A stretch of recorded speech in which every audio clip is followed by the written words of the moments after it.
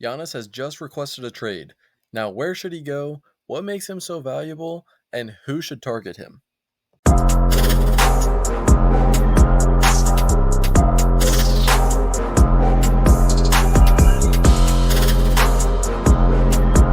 Giannis is a top 5 talent in the NBA when healthy.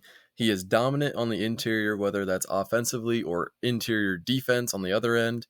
And honestly, people undermine his effort, his transition scoring, and his ability to shoot the mid range now.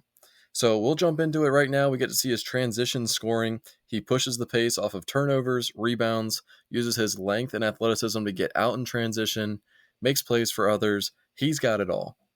And speaking of interior presence, sometimes the best move is no move at all. He seals off his defender, catches the ball, and gets the layup at the rim. Let's dig into his transition scoring once more as we see it here. His point per possession average was 1.42, which is well above typical league-wide PPP, which was 1.15. And his ability to score in transition is unmatched at 7.5 points per game last season. But his interior presence doesn't stop there. Getting to the defensive side of the court, his rim protection ability and elite shot blocking set him apart from other wings in the league. He is a former Defensive Player of the Year, and you can see why.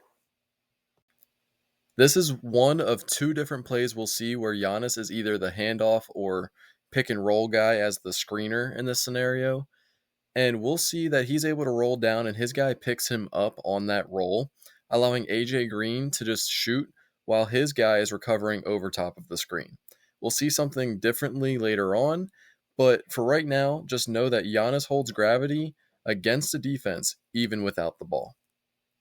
So here is play number 2, and we get to see a different read out of this because the defense decides to trap out of the ball screen scenario this time around, which allows Giannis to see the space going downhill as he catches the ball. Old Giannis would have taken this right downhill and shot the layup. His guy is taking up the right block and not allowing the defense to rotate, so he has a wide open mid-range shot, which is a key development to his game, stretching the defense. Giannis does a lot of the little things well, which makes him an elite player on top of the dominance on the interior, as we already saw and mentioned. He plays with a lot of effort, and effort will really raise the level of your team, and he's just one of those guys. Whoever trades for Giannis is going to get an instant impact player, a top 5 player in the league, a former NBA champion and finals MVP, a 2-time regular season MVP, 1-time defensive player of the year candidate. So they're getting a lot of talent out of this. Now, the next question is, and the thing that we're all waiting for is, who is the best fit and where should he land? Now let's talk about the first choice, which everybody think is very obvious. I don't. We'll get into the one that I think is obvious, but people think the New York Knicks are a great fit. I think they're a great fit. I just don't think they'll give up as much as the Bucks will want. This package would probably include 2 or 3 of the wing players, including Bridges, Hart, or OG Anunoby. I believe if they do this, they should try and figure out a way to move on from Cat, but I don't think they will. If you get Giannis, having Cat at the 5 to stretch the floor makes perfect sense, so you'd have to give up some of your wing depth, and hopefully the depth you acquired in the offseason, including Jordan Clarkson and company, actually works out in this case. The one that makes the most sense for me is the Atlanta Hawks. I think it might be time to move on from Trae Young.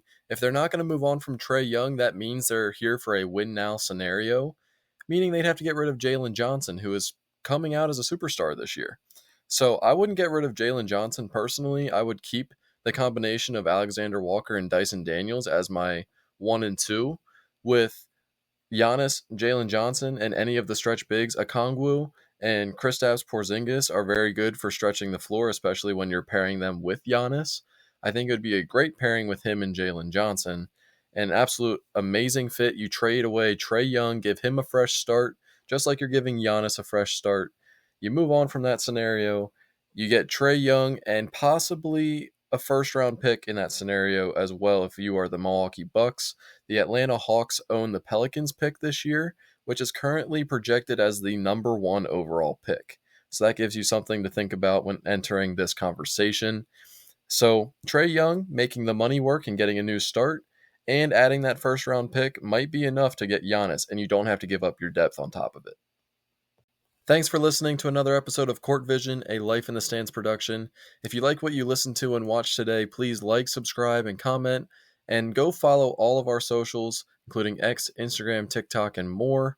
Go rate and review on Spotify and Apple Podcasts. And until next time, remember, the film never lies.